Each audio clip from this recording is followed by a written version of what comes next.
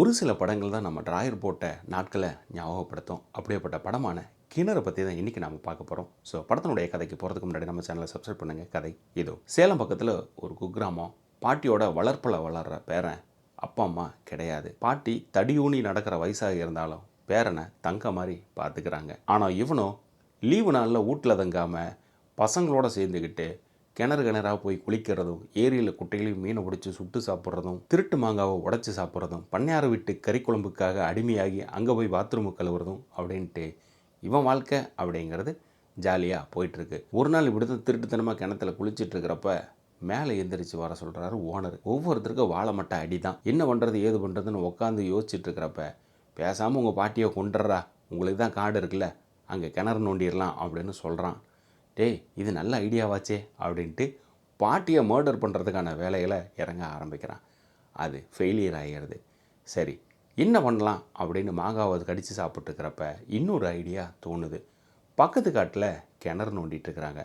இந்த நீர்வளம் பார்க்குறவர், கிணறு நோண்டுறவங்க இவங்கெல்லாம் யார் யார் எங்கெங்கே இருக்காங்க அப்படின்னு தேடி கண்டுபிடிச்சி அவங்கக்கிட்ட நாங்கள் இதெல்லாம் பண்ண போகிறோம் அப்படின்னு சொல்லி விஷயத்தை கறந்துக்கிட்டு கடைசியாக களத்தில் இறங்கி இந்த பசங்களை கிணறு நோண்ட ஆரம்பிக்கிறானுங்க.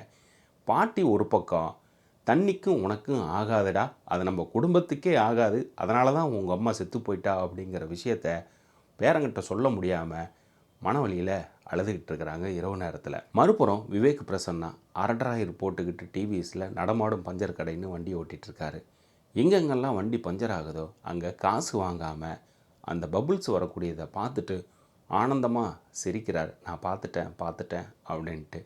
இவருக்கு பின்னாடி ஒரு சோகமான ஒரு கதை ஒன்று இருக்குது. படம் முழுக்க காமெடி தான். பெரிய அளவுக்கு எமோஷனும் சென்டிமெண்ட்டெல்லாம் ஒன்றும் கிடையாது. சொல்ல வந்த விஷயத்தை டைரக்டரான ஹரிகுமரன் சரியாக சொல்லியிருந்திருக்காரு. காடு இருக்குது, ஆனால் தண்ணி இல்லை. அந்த தண்ணி எவ்வளோ இம்பார்ட்டன்ட் அப்படிங்கிறத அந்த பையன் ரெட்டை கூட எடுத்துகிட்டு போய் தோப்புக்குள்ளார தண்ணி பிடிக்கிறப்ப அந்த தொட்டிக்குள்ளார கைகால் கழுவி அதிலே வாய் கொப்பளிச்சு ஊற்றுறப்ப தான் அந்த மனவழி தெரியும். நமக்குன்னு ஒரு கிணறு இருந்தால் நம்ம ஏன் அடுத்தவங்க காட்டில் போய் தண்ணி பிடிக்கணும் அப்படிங்கிற பல கேள்விகள் காடு இருக்கக்கூடிய ஆட்களுக்கு தோணும் இந்த படம் பார்த்துட்ருக்கிறப்ப. அதே போல் ரியல் எஸ்டேட் பிஸ்னஸை எப்படி சொந்தக்காரன் அந்த ஆயாவை மாட்டி விட்டுட்டு தான் பணம் சம்பாதிக்கிறான் அப்படிங்கிறதையும் வெளிப்படுத்தியிருக்காங்க இந்த படத்தில். படம் முழுவதுமே இந்த 4 பேரும் அடுத்தது என்ன பண்ண போகிறானுங்க அப்படிங்கிற அந்த காமெடியான விஷயங்கள் தான் படம் பார்க்குற நமக்கு போர் அடிக்காமல் நகர்த்திட்டு போயிட்டுருக்கோம். அந்த கிணறை நோண்டிடுவீங்களா அப்படிங்கிற கேள்வி நமக்கும் தோணும். இந்த படம் ஒரு மோட்டிவேஷ்னல் மூவி தான். நான் ஒரு பொருளையோ ஒரு விஷயத்தையோ அடையணும் அப்படின்னா அதுக்காக எவ்வளோ தூரம் வேணாலும் இறங்கி நான் ஒர்க் பண்ணுவேன் அப்படிங்கிறத அழகாக சிரிப்போட சொல்லியிருக்கேன் இந்த படம். ஸோ இதே போல் நம்ம சேனலில் மற்ற படங்கள் ரிவ்யூ இருக்குது பாருங்கள். மறக்காமல் சப்ஸ்கிரைப் பண்ணிட்டு மற்றவங்களுக்கும் ஷேர் பண்ணுங்கள்.